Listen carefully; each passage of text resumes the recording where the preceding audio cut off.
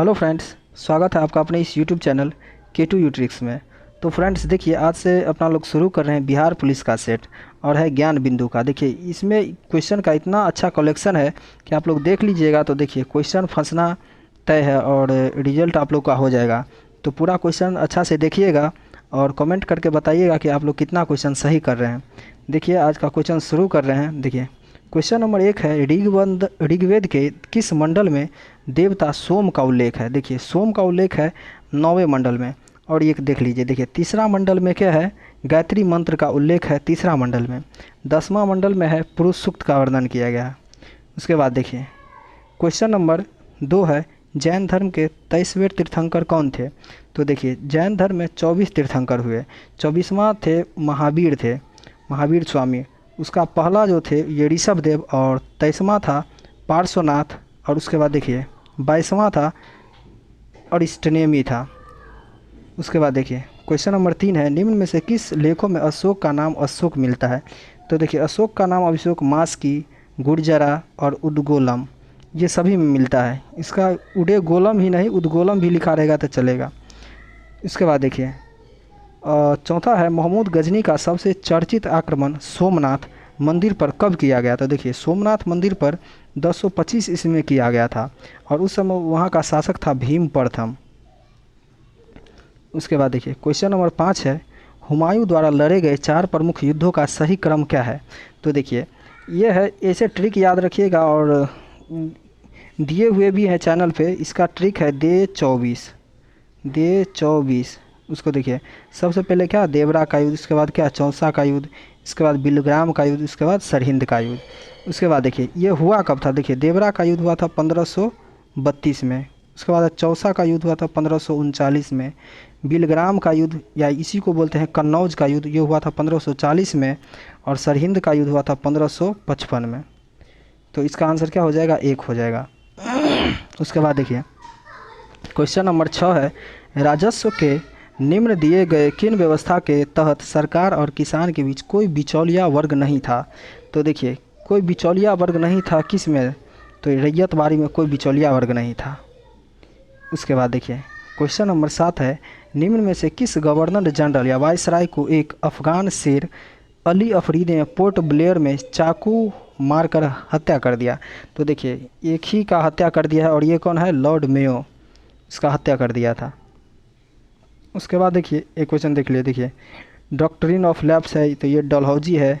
उसके बाद रेल इसी के समय में सबसे पहले चला था, ये सब याद रखिए। उसके बाद है क्वेश्चन नंबर 8, 1857 ईस्वी की क्रांति से संबंधित में किस इतिहासकार का मत था कि वह राष्ट्रीय विद्रोह था। तो देखिए राष्ट्रीय विद्रोह कौन कहा था, डिजरायली कहा था राष्ट्रीय विद्रोह। उसके बाद देखिए क्वेश्चन नंबर 9 है, महाराष्ट्र से एक क्रांतिकारी पत्रिका काल का संपादन किसने किया था। तो देखिए काल का संपादन था परांजपे किया था। तो क्वेश्चन आंसर क्या हो जाएगा, इसका 1 हो जाएगा। उसके बाद है क्वेश्चन नंबर 10, निम्नलिखित में से कौन सा कैबिनेट मिशन के सदस्य नहीं था। तो देखिए sir Stafford Cripps, A.V. Alexander और पैट्रिक लॉरेंस ये तीनों थे, लेकिन क्लाइमेंट एटली ये नहीं थे। तो आंसर हो जाएगा इसका 4।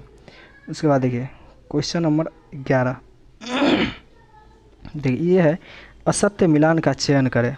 तो देखिए इंडियन लीग का ये है शिशिर कुमार घोष, ठीक है। वेद समाज का है केशव चंद्र सेन है, ये भी ठीक है। उसका तत्वबोधिनी सभा का देवेंद्र नाथ ठाकुर है, लेकिन बालिका विद्यालय का दादा भाई नौरोजी ये गलत है। तो इसका आंसर हो जाएगा क्या, 4 हो जाएगा। उसके बाद है देखिए क्वेश्चन नंबर 12, किस आयोग की सिफारिश पर लोक सेवा आयोग की गठन को अनुशंसा किया गया था। तो ये है ली आयोग, आंसर हो जाएगा इसका C। उसके बाद है देखिए क्वेश्चन नंबर 13, निम्न में से किसकी डेकामेरॉन प्रसिद्ध पुस्तक है। तो देखिए डेकामेरॉन किसका है, बोकेशियो का पुस्तक है ये। उसके बाद देखिए क्वेश्चन नंबर 14 है, प्रथम विश्व युद्ध में निम्न में से कौन सा देश मित्र राष्ट्र में शामिल नहीं था। तो देखिए इसको अच्छा से पढ़िएगा, ये प्रथम विश्व युद्ध है। तो प्रथम विश्व युद्ध में कौन नहीं था, तो जर्मनी नहीं था मित्र राष्ट्र में शामिल। उसके बाद देखिए क्वेश्चन नंबर 15, विश्व ग्लोब का निर्माता किसे कहा जाता है। तो विश्व ग्लोब का निर्माता है ये मार्टिन बैहम को कहा जाता है। उसके बाद देखिए क्वेश्चन नंबर 16 है, शनि ग्रह का सबसे बड़ा उपग्रह कौन सा है। वैसे देखिए सबसे बड़ा उपग्रह कौन सा है, तो ये आप लोग कमेंट करिएगा। और देखिए शनि ग्रह का सबसे बड़ा उपग्रह है तो ये टाइटन हो जाएगा। उसके बाद देखिए निम्न में से कौन सा हिमालय काली एवं तीस्ता नदियों के मध्य पाया जाता है। देखिए काली और तीस्ता के बीच है तो इस ये हो जाएगा नेपाल हिमालय। और फ्रेंड्स आप लोग अगर चैनल पे नए हैं तो चैनल को सब्सक्राइब कर दीजिएगा, क्योंकि बनाने में बहुत मेहनत लगता है। देखिए उसके बाद क्वेश्चन नंबर अगला, क्वेश्चन नंबर 18 है, निम्न में से कौन सा दर्रा मुंबई एवं पुणे के बीच अवस्थित है। देखिए मुंबई एवं पुणे के बीच है कौन सा, भोर घाट। और ये थाल घाट है मुंबई और नासिक के बीच है। उसके बाद देखिए 19 है, भारत का सबसे दक्षिणी बिंदु कौन है। देखिए दक्षिणी बिंदु है तो इंदिरा पॉइंट हो जाएगा, और उत्तरी बिंदु हो जाएगा इंदिरा कॉल हो जाएगा। उसके बाद देखिए क्वेश्चन नंबर 20 है, निम्न में से किस नदी का उद्गम बेरीनाग के समीप शेषनाग झील से होता है। तो देखिए 20 का आंसर हो जाएगा झेलम। उसके बाद है देखिए क्वेश्चन नंबर 21, निम्न में से कौन सा झील उत्तराखंड में अवस्थित नहीं है। तो देखिए सात ताल, राकस ताल और देवताल ये सब है उत्तराखंड में, लेकिन चंद्रताल ये नहीं है। तो ये है कहाँ, तो देखिए ये है हिमाचल प्रदेश में। उसके बाद देखिए क्वेश्चन नंबर 22, ग्रीष्म ऋतु में चलने वाली आर्द्र हवाएं को किस राज्य में आम्र वर्षा के नाम से जाना जाता है। तो देखिए आम्र वर्षा बोलते हैं कहाँ, तो केरल में बोलते हैं आम्र वर्षा, लेकिन कर्नाटक में क्या बोलते हैं, चेरी ब्लॉसम बोलते हैं, चेरी ब्लॉसम। उसके बाद देखिए क्वेश्चन नंबर 23 है, निम्न में से किस क्रांति का संबंध मसाला उत्पादन से है। तो देखिए अमृत क्रांति क्या है, नदी जोरों से है। तो इसका आंसर क्या हो जाएगा, क्रांति का मसाला उत्पादन से कौन, बादामी क्रांति हो जाएगा। उसके बाद देखिए क्वेश्चन नंबर 24 है, निम्न में से किस उद्योग को विकास उद्योग के नाम से जाना जाता है। तो देखिए विकास उद्योग के नाम से मोटर गाड़ी उद्योग को जाना जाता है। उसके बाद देखिए क्वेश्चन नंबर 25 है, 2011 के जनगणना के अनुसार सर्वाधिक साक्षरता वाला केंद्र शासित प्रदेश कौन है। तो देखिए केंद्र शासित प्रदेश तो हो जाएगा लक्षद्वीप, लेकिन अगर राज्य पूछ देगा तो राज्य क्या हो जाएगा, केरल होगा। उसके बाद देखिए क्वेश्चन नंबर 26 है, संयुक्त राष्ट्र पर्यावरण कार्यक्रम का मुख्यालय कहाँ है। तो इसका होता है UNEP इंग्लिश में, तो ये कहाँ हो जाएगा, नैरोबी हो जाएगा। नैरोबी कहाँ है, केन्या में। उसके बाद है क्वेश्चन नंबर 27, निम्न में से कौन जैविक एवं अजैविक संगठकों के मध्य बिचौलियों का कार्य करता है। देखिए जैविक और अजैविक है, तो बिचौलिया का काम कौन करता है, उत्पादक करता है। उसके बाद देखिए क्वेश्चन नंबर है 28, संविधान सभा की प्रमुख समितियां में से किस समिति के अध्यक्ष डॉक्टर भीमराव अंबेडकर थे। तो देखिए ये तो सभी को मालूम होगा, ये इसका होगा क्या, प्रारूप समिति। उसके बाद देखिए क्वेश्चन नंबर 29 है, कैबिनेट मिशन के प्रस्ताव पर गठित अंतरिम मंत्रिमंडल में शिक्षा मंत्री कौन था। तो देखिए अंतरिम मंत्रिमंडल में शिक्षा मंत्री राजगोपालाचारी थे।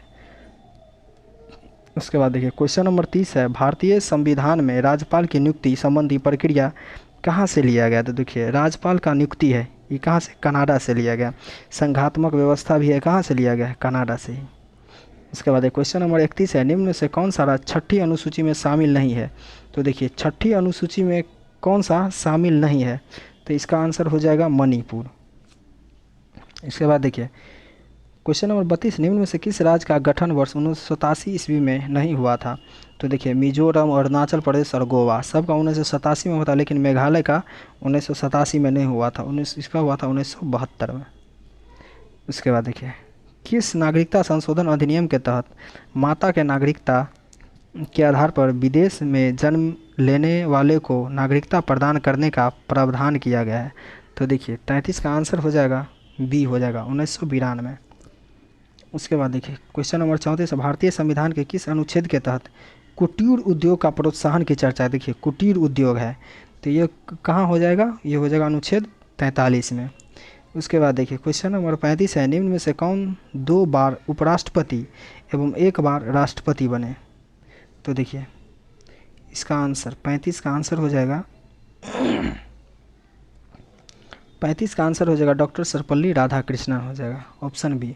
उसके बाद है क्वेश्चन नंबर 36,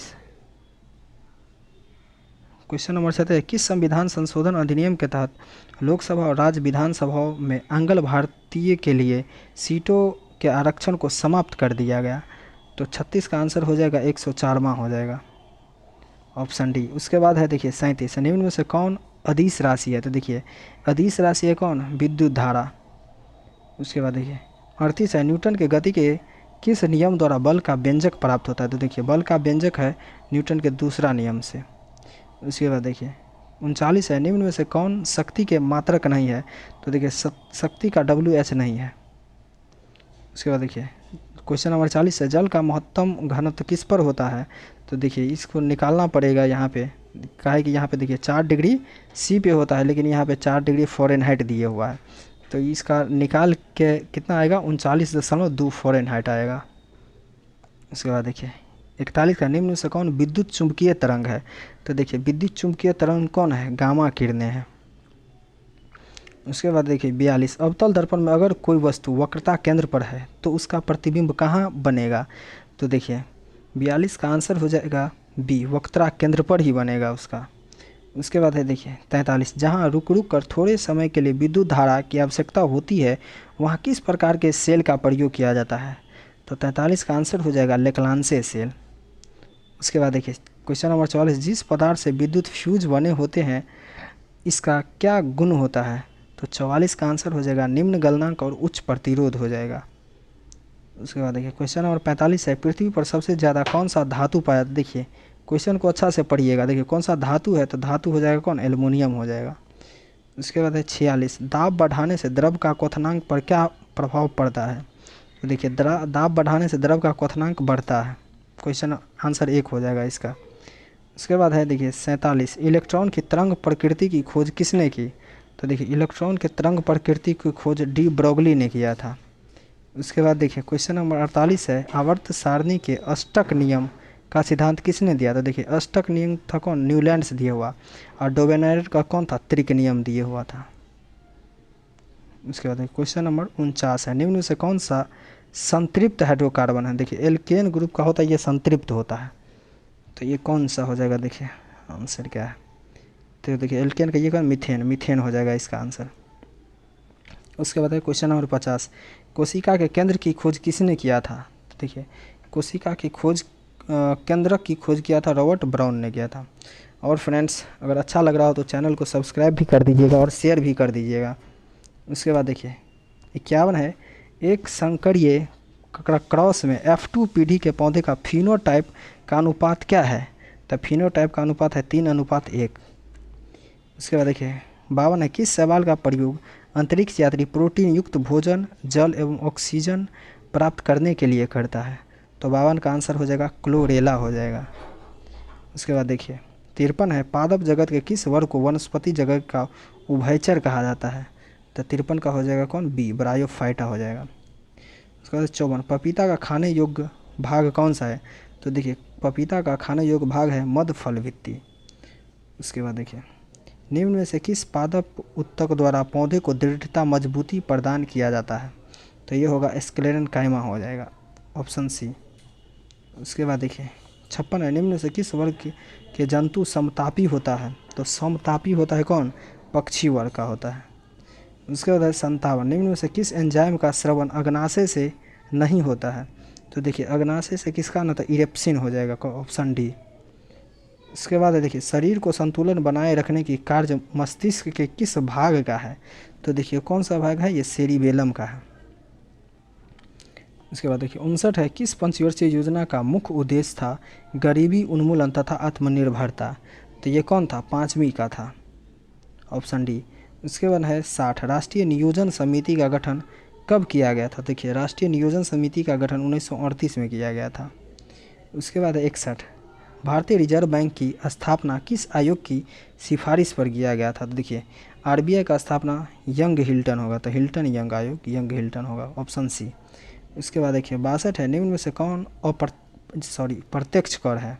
तो देखिए प्रत्यक्ष कर कौन सा हो जाएगा? संपत्ति कर प्रत्यक्ष कर है। उसके बाद देखिए 63 है, निम्न में से किस समिति का संबंध प्रतिभूति घोटाला से है? तो ये हो जाएगा जानकी रमन। देखिए ऑप्शन में है क्या था? 63 का है जानकी रमन, ये ऑप्शन B हो जाएगा। उसके बाद देखिए 64 है, निम्न में से प्रेम वाटिका पुस्तक के लेखक कौन है? तो देखिए प्रेम वाटिका है रस खान, ऑप्शन C। उसके बाद देखिए 65 है, अंतर्राष्ट्रीय परमाणु ऊर्जा एजेंसी का मुख्यालय कहाँ है? देखिए अंतर्राष्ट्रीय परमाणु ऊर्जा एजेंसी का मुख्यालय है ये वियना है। उसके बाद देखिए रमन मैग्सेसे अवार्ड पाने वाले प्रथम भारतीय कौन है? तो देखिए रमन मैग्सेसे सबसे पहले आचार्य विनोबा भावे को, ऑप्शन डी। उसके बाद देखिए 67 है, निम्न में यूनाइटेड किंगडम का राष्ट्रीय पशु पक्षी कौन सा है? तो देखिए इसका कौन सा हो जाएगा, 67 का हो जाएगा रॉबिन रेडवेस्ट हो जाएगा, ऑप्शन सी। उसके बाद देखिए 68 है, निम्न में से विश्व एड्स दिवस किस तिथि को मनाया जाता है? तो ये तो सभी को मालूम होगा, इसका ऑप्शन हो जाएगा 1 दिसंबर। उसके बाद है 69, भाभा परमाणु अनुसंधान केंद्र कहाँ स्थित है? तो देखिए भाभा है बी, ट्राम्बे में।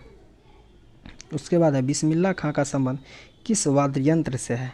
तो बिस्मिल्लाह खान का हो जाएगा शहनाई वादक है ये, option D.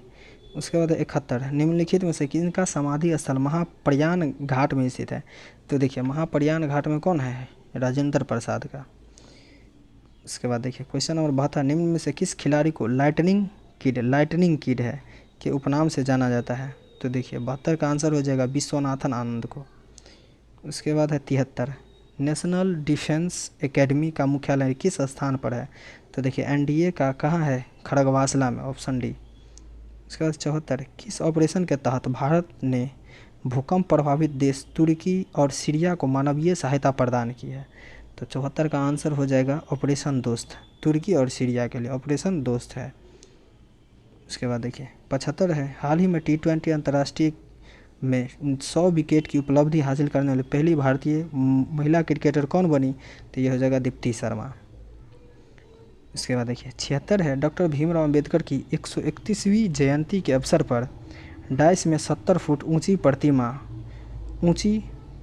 Statue of knowledge का अनावरण किया गया। तो देखिए स्टैच्यू ऑफ नॉलेज का लातूर महाराष्ट्र में किया गया, ऑप्शन डी।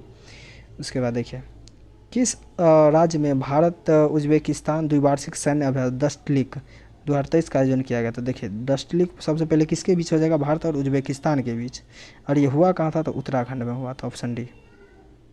उसके बाद देखिए 78 क्या है, 2025 मैड्रिड इंटरनेशनल बुक फेयर का थीम देश होगा। देखिए मैड्रिड इंटरनेशनल बुक फेयर का थीम देश कौन सा है? तो ये हो जाएगा अपना भारत, ऑप्शन डी। उसके बाद देखिए उसके बाद मैथ है, और मैथ आप लोग बना लीजिएगा, नहीं तो देखिए क्या आप लोग बनाते तो नहीं हैं, देख लीजिएगा, बना देते हैं। देखिए दो क्रमागत समपूर्णांकों के वर्गों का अंतर निम्नलिखित में से किस संख्या से पूर्णतः विभक्त होगा? देखिए तो ये क्या हो जाएगा, देखिए दो क्रमागत है और सम वाला है, तो सम क्या हो जाएगा, पहले मान लीजिए क्या लीजिएगा, 2 लीजिएगा, उसके बाद 4 लीजिएगा, तो ये क्या हो जाएगा 4 चौक 16 कर दीजिएगा। देखिए वर्ग करिएगा, उसका 2 दूनी 4, ये अंतर करिएगा तो कितना हो जाएगा 12, किससे डिवाइड होगा? तो 4 से भी होगा और ये 6 से होगा। तो अभी देखिए 1 मिनट और। उसके बाद देखिए लीजिएगा 4, उसके बाद 6, तो 6 6 के 36 हो जाएगा, 4 चौक 16 हो जाएगा। तो देखिए 0 और 2 कितना हो जाएगा 20, अब किससे कट जाएगा, 4 से ये कटेगा, तो इसका देखिए अब ये तो नहीं हुआ, अब ये बच गया सिर्फ, तो इसका ऑप्शन हो गया क्या, बी 4। उसके बाद देखिए 80 है, एक रेडियो को 990 में बेचकर दुकानदार 10% का लाभ कमाता है, वह इसे 890 में बेचता है, तो उसे कितने % का लाभ या हानि होगा? देखिए 990 है, उसके बाद क्या दिया है 10% का लाभ होता है, तो इसका क्रयमूल निकाल लीजिए, तो 110 होगा, यहाँ पे 100 होगा, कट जाएगा 11, 9 कटेगा तो कितना हो जाएगा 900, ये हो जाएगा। और कितना है देखिए 890 में बेचता है, तो 890 में बेचेगा और ये 9 आया था, तो कितना हो जाएगा 10% हो जाएगा बेचता, तो हानि हो जाएगा। और कितना पे, तो 900 पे इंटू 100 कितना हो जाएगा, ये दोनों कट जाएगा, ये दोनों कट जाएगा, तो 10/1.1/9 हानि हो जाएगा 80 का, तो ये हो जाएगा कौन, ऑप्शन डी आंसर हो जाएगा। उसके बाद देखिए दो संख्याओं का अनुपात 1:1.2 और अनुपात है 2.2/3 है, यदि प्रत्येक संख्या में 15 जोड़े दे तो नई संख्या का अनुपात 1.2/3 अनुपात 2.1/2 हो जाता है, इनमें सबसे बड़ी संख्या कौन सी है? तो देखिए इसका होगा, वो लोग बना लीजिए कि बना दे, बहुत टाइम लगेगा दोस्त, देखिए बना ही देते हैं। देखिए इसको सबसे पहले पूर्णांक है, तो देखिए ये क्या हो जाएगा 3/2 होगा, 1 दूना 2 1 3/2, और ये हो जाएगा 3 दूनी 6 2 8 8/3 हो जाएगा। अब इसको देखिए सिंपल बना लीजिएगा, तो 6 से होगा, ये दोनों का एलसीएम जैसे है तो 6, तो देखिए ये कितना हो जाएगा 2 3 है ना, तो 9 हो जाएगा, 3 दूनी इक्व हो जाएगा ना, 8 दूनी 16 हो जाएगा। अब 9:16 हो गया। अब देखिए ये क्या है, 9:16 था, 9/16 लीजिए, ये x कर दीजिएगा। उसके बाद क्या है 15 जोड़ देंगे दोनों में। तो इसके बाद क्या है, अब ये है 3 दूनी 3 × 3 और 2 5, 5/3 हो जाएगा। और ये है 2 दूनी 4, 1 5/2 हो जाएगा। इसमें भी करिए 6, 6 3 दूना 6, 2 हो जाएगा। तो 5 दूनी 10, तो 10 और बट्टा क्या हो जाएगा 2 3 हो जाएगा, 15 हो जाएगा। अब तो कर लीजिएगा, और ये करके सॉल्व करके इसका आंसर हो जाएगा क्या, सी 48 आएगा। उसके बाद देखिए ये हो जाएगा 30 मीटर प्रति सेकंड की चाल से जा रही एक रेलगाड़ी 60 मीटर लंबे प्लेटफॉर्म को 30 सेकंड में पार करती है। इस रेलगाड़ी की लंबाई कितनी है। देखिए हम शॉर्ट कर देते हैं, उसका गुना भाग आप लोग कर दीजिएगा, नहीं तो वीडियो बहुत लंबा हो जाएगा। इसलिए देखिए 82 का क्या हो जाएगा, तो देखिए यह है कितना 600, तो 600 होगा। देखिए लंबाई बराबर क्या होता है, दूरी बट्टा समय, तो ये हो जाएगा। और ये इसमें क्या x जुड़ जाएगा, बट्टा क्या हो जाएगा 30 बराबर 30, ये सेकंड है। तो देखिए अब ये हो, अब इसको आप लोग बना लीजिएगा। इसको बना के आंसर क्या आ जाएगा 82 है, तो 82 का आंसर हो जाएगा ऑप्शन डी हो जाएगा 300। और फिर भी आप लोग से नहीं बने तो आप लोग कमेंट करिएगा, हम बना के अपलोड कर देंगे दूसरा वीडियो बना के। उसके बाद देखिए एक व्यक्ति, देखिए 400 है 2 वर्ष के लिए, 550 है 4 वर्ष के लिए, 1200 है 6 वर्ष के लिए। देखिए वैसे तो करिएगा क्या, मूलधन गुना समय गुना दर, नहीं कुछ दिया है तो दर बट्टा 100। लेकिन देखिए अब ये दोनों काटिएगा तो ना 4 दूनी 8, अगर हम ये इतना करना ज़रूरी तो नहीं है, तो क्या कर देंगे यहीं से काट लीजिए। देखिए 4 दूनी 8 हो जाएगा, तो 8R हो जाएगा। उसके बाद देखिए यहाँ से काट लीजिए तो क्या हो जाएगा 22R हो जाएगा, क्या बट्टा दीजिएगा ना, ये हो जाएगा मूलधन गुना समय गुना दर बटा 100, ये हो जाएगा कितना 22 हो जाएगा। 8R हो जाएगा प्लस 22R हो जाएगा प्लस कितना हो जाएगा 12 छक्का 72, 72R हो जाएगा। तो कितना हो जाएगा, ये सब मिला के हो जाएगा 102 हो जाएगा। 102 R बराबर कितना 220, और ये हो जाएगा 10, R बराबर कितना 10% हो गया। इसका आंसर हो जाएगा डी 83। इसके बाद देखिए क्वेश्चन नंबर 84 है, किसी धन का 8% वार्षिक दर से 2 वर्ष का चक्रवृद्धि मिश्र धन 2916 है, वो धन ज्ञात है। देखिए अब ये है, देखिए 8% का 2 वर्ष का निकालिएगा ना तो 16:64 हो जाता है। और देखिए ये निकाल के आप लोग को नहीं निकालने आता है तो बताइएगा, हम वीडियो बना देंगे, नहीं तो वीडियो होगा तो देख लीजिएगा चैनल पे। और देखिए इसका हो जाएगा, देखिए 2900 क्या है 16, और बट्टा क्या हो जाएगा ये 100, ये हो जाएगा 16 अनुपात कितना आता है 116:64 हो जाएगा, इंटू कितना हो जाएगा 100, ये हटाएंगे तो गुना 100 हो जाएगा। अब देखिए इसको काटिएगा तो ये हो जाएगा 5 से काटिएगा तो सॉरी कितना से काटिएगा 4 से काटिएगा तो ये हो जाएगा कितना 25 हो जाएगा, और ये काटिएगा तो 2916 हो जाएगा। फिर ये दोनों कट जाएगा, आना ही तो देखिए यहाँ से भी काटते 4 चौक 16, 29 चौक तो 4 4 आ जाता, यहाँ से कट के कितना आ जाएगा अब 2500 आ जाएगा। तो इसका आंसर हो जाएगा 2500, उसका आंसर सी हो जाएगा। उसके बाद है देखिए 85, एक घन आपके, देखिए अब ये बहुत टाइम लगता है दोस्तों, इस क्या करिएगा आप लोग बना लीजिए, हम आंसर बोल देते हैं। तो 85 का आंसर हो जाएगा क्या 15 सेंटीमीटर हो जाएगा। उसके बाद देखिए 86 है, तो वो 86 का आंसर क्या हो जाएगा, 86 का आंसर 1 हो जाएगा 4.6 मीटर। उसके बाद देखिए क्वेश्चन नंबर 87 है, यदि 5 tan थीटा बराबर 4 तो इसका क्या मान होगा। देखिए ये सब आसान है, वैसे बनाइएगा तो देखिए सीधे tan थीटा का मान निकालिएगा तो ये आके ये हो जाएगा P/B होता है, फिर H निकाल लीजिएगा, और H निकाल के ये हो जाएगा 5 4 है तो 3 हो जाएगा। तो उसके बाद देखिए sin थीटा बराबर P/H होता है, इसे करके निकाल लीजिएगा। तो इसका आंसर 87 का आंसर हो जाएगा B 1/7, निकालिएगा देखिए आता है कि नहीं आता। ये है, इसके बाद देखिए परसेंटेज है तो ये तो हो जाएगा 216 का 31%, ऐसे करके फिर वाट बराबर इतना करके बनाइएगा, बन जाएगा। उसका देखिए 88 का आंसर क्या हो जाएगा, कहाँ गया 88 का आंसर हो जाएगा डी, इनमें से कोई नहीं आएगा। देखिए उसके बाद है देखिए ये रीजनिंग हो जाएगा। देखिए इसमें लॉजिक बता दे। देखिए 7 और 36 है तो ये इसका कम कर दिया है एक, तो क्या हो 6, 6 का स्क्वायर कर दिया। ये है 16 तो इसका 15 हो जाएगा, 15 का स्क्वायर कर दिया। तो वह 21 है तो एक क्या हो जाएगा 20, और 20 का स्क्वायर कितना होगा 400। तो ये हो जाएगा आंसर डी हो जाएगा इसका 400। उसके बाद देखिए एक निश्चित घट एप्पल को क्या था 25 लिखा जाता है, जूनियर को 36, तो ये कितना होगा। देखिए एप्पल में कितना अंक है 5, तो 5 का स्क्वायर कर दिया है। 6 है इसमें तो 6 के 36 कर दिया है। उसके बाद है कितना 4 3 7 7 7 49 हो जाएगा। आंसर ऑप्शन बी हो जाएगा 90 का। उसके बाद देखिए 91 है एक निश्चित कोट भाषा। देखिए ये से देख लीजिए एसेंट को क्या लिखा है, ये लिखा है। उसके बाद क्या हो जाएगा वेंडोर को कैसे लिखा जाएगा, तो वेंडोर को देखिए ये किया क्या है। देखिए ACCENT देखिए है ना, तो इसको ऐसे कर दिया है ऐसे CCA और क्या है TNE ऐसे। तो वैसे ही आप लोग भी कर लीजिएगा VENDOR है। तो देखिए क्या हो जाएगा, ये हो जाएगा NEVROD हो जाएगा। देखिए कौन ऑप्शन में है ये, तो इसका आंसर हो जाएगा 91 का बी आंसर NEVROD। उसके बाद देखिए उसके बाद हिंदी है। हिंदी में है आप भला तो जग भला, वाक्य में रेखांकित शब्द कौन सा सर्वनाम है, तो 92 का ऑप्शन होगा निजवाचक सर्वनाम होगा ये। उसके बाद उल्लास शब्द का संधि विच्छेद ये हो जाएगा उत जोड़ लास हो जाएगा 93। उसके बाद 94 है निम्न शब्द के लिए उपयुक्त समास का चयन कीजिए। सुख दुख में कौन सा था द्वंद्व समास है, 94 का हो जाएगा 1। उसके बाद कलेजे पर सांप लड़ना, तो कहते ईर्ष्या से जल उठना ये होता, ऑप्शन भी हो जाएगा।